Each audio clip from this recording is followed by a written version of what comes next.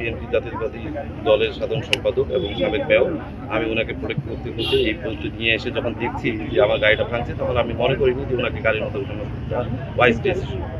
দেন আমি ভাইয়াকে পাস করে আমাদের আরও যারা দলীয় লোকজন এসছেন, ভাইয়ার প্রোটোকলে যারা ছিল তাদেরকে দিয়ে আমি ভাইকে সাইড করে দিচ্ছি। আমি ওরা গাড়িটা ভাঙছে এখানে, কে বা কাহারা আমি তো রাত্রেবেলা চিনতে পারবো না।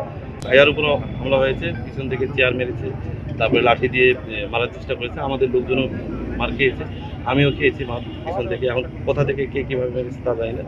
জি, মহাসচিবের ভাইয়ের গাড়িতে হামলা হয়েছে, এটাও বলতে পারি। আমরা যখন রেজাল্ট ডিক্লেয়ার হয়ে গেছে, তার আগে তো গ্রুপিং, যেটা মহোদয় বললেন, ধরুন একটা গ্রুপিং ছিল। পরবর্তী রেজাল্ট নিয়ে যেটা রেজাল্টের বিভ্রান্তি শেষ করে যখন পূর্ণাঙ্গ রায় ঘোষণা করে উনি বের হয়ে যাচ্ছিলেন, তখন উত্তেজিত জনতা, যারা অন্ধকার এখানে ছিল, মানে মাঠের কোনো গাড়ি ছিল, তো এদিকে উনি যখন যাচ্ছিলেন তখন এই বিষয়কে বা কারা পিছনে চেয়ার ডিল মারছে, এটা আমরা বুঝতে পারছি। বাট কে করছে এটা অন্ধকারের মধ্যে বোঝা যায়নি।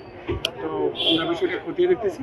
আমাদের যারা এর ভিতরে মানে এর সঙ্গে যুক্ত আছে তাদের বিরুদ্ধে কঠোর আইনের ব্যবস্থা